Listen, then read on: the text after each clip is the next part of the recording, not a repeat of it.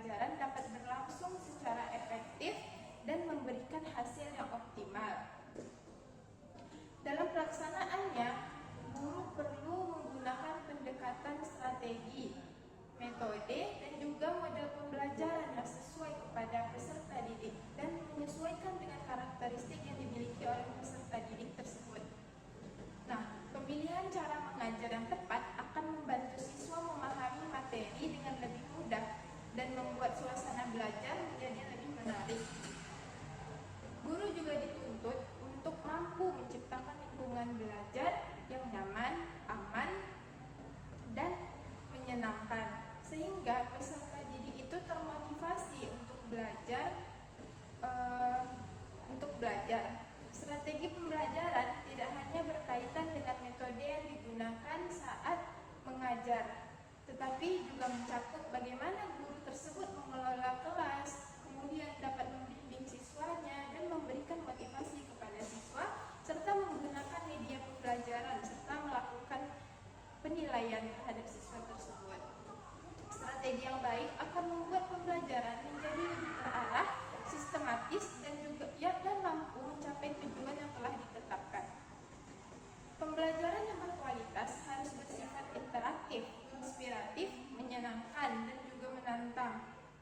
Selain itu, pembelajaran juga harus memberikan ruang kepada peserta didik yang dibesarkan untuk mengembangkan kreativitasnya. Dengan demikian, peserta didik tidak hanya memperoleh pengetahuan, tetapi juga mampu mengembangkan potensi yang ada pada dirinya secara optimal. Agar proses pembelajaran berjalan dengan baik, setiap satuan pendidikan itu perlu melaksanakan 3 tahapan utama, yaitu perencanaan pembelajaran, pelaksanaan proses pembelajaran, dan penilaian pembelajaran. Nah, saya akan membahas 3 tahapan utama yang telah saya sebutkan tadi. Sebagaimana yang pertama yaitu ada perencanaan pembelajaran. Perencanaan pembelajaran merupakan tahap awal yang sangat penting sebelum kegiatan belajar itu dilaksanakan. Nah, pada tahap ini, seorang guru menyusun berbagai persiapan yang diperlukan agar pembelajaran dapat berjalan dengan baik dan sesuai dengan tujuan yang ingin dicapai. Perencanaan yang matang akan membantu guru melaksanakan pembelajaran tersebut, akan membantu guru secara lebih terarah dan juga efektif. Dalam perencanaan pembelajaran, seorang guru menentukan tujuan pembelajaran yang ingin dicapai oleh peserta didik nantinya. Selanjutnya, guru itu perlu memilih materi yang sesuai dengan kompetensi yang akan dipelajari. Guru juga menentukan metode, model, dan strategi pembelajaran yang tepat agar materi dapat dipahami oleh peserta didik tersebut. Selain itu, guru menyiapkan media dan sumber belajar yang akan digunakan selama proses belajar mengajar itu berlangsung. Media pembelajaran itu dapat berupa seperti buku, gambar, video, presentasi, maupun teknologi digital yang dapat membantu siswa tersebut memahami materi. Guru juga menyusun instrumen penilaian yang digunakan untuk mengukur keberhasilan pembelajaran. Perencanaan pembelajaran yang baik akan memberikan pedoman bagi guru dalam mengajar, sehingga kegiatan pembelajaran tersebut menjadi lebih terstruktur.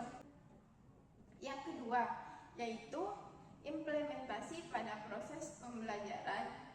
Pada tahap ini, guru dan peserta berinteraksi secara langsung dalam kegiatan belajar mengajar di kelas maupun di luar kelas.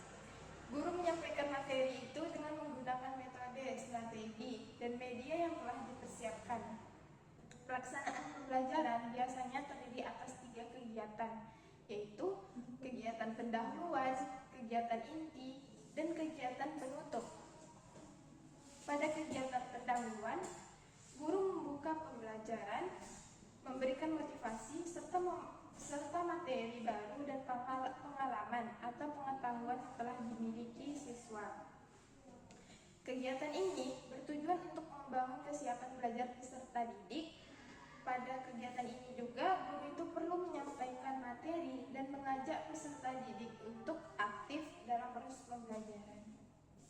Siswa dapat berdiskusi, bertanya, melakukan praktik, dan mengerjakan tugas, maupun memecahkan masalah yang diberikan oleh guru tersebut. Kegiatan inti merupakan bagian terpenting dalam pembelajaran karena dapat mencapai proses memperoleh pengetahuan dan keterampilan berlangsung. Nah, sedangkan pada kegiatan penutupnya, guru bersama siswa ini dapat menyimpulkan materi yang telah dipelajari, memberikan refleksi, serta menyampaikan tindak lanjut atau tugas.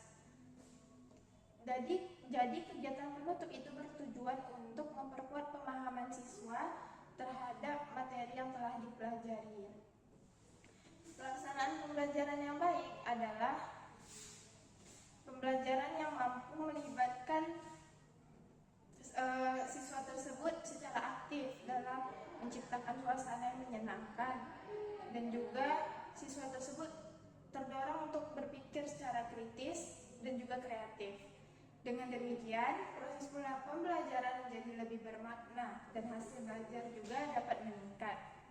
Dan yang terakhir, tahapan yang ketiga yaitu adalah penilaian proses pembelajaran. Pada penilaian pembelajaran merupakan kegiatan yang dilakukan untuk mengetahui tingkat keberhasilan proses pembelajaran dan pencapaian hasil belajar peserta didik. Penilaian tidak hanya dilakukan pada akhir pembelajaran saja, tetapi juga selama proses pembelajaran itu berlangsung. Guru menilai berbagai aspek yang dimiliki oleh peserta didik tersebut, seperti aspek pengetahuan, keterampilan, dan juga sikap. Penilaian dapat dilakukan melalui tes tertulis, tes lisan, tugas, praktik, observasi, maupun penilaian proyek yang diberikan oleh guru tersebut. Dengan adanya penilaian, guru dapat mengetahui sejauh mana peserta didik tersebut dapat memahami materi yang telah dipelajari atau materi yang telah diajarkan. Guru dapat melakukan perbaikan pada pembelajaran berikutnya. Jadi hasil penilaian itu memiliki manfaat yang sangat penting baik bagi guru maupun peserta didik.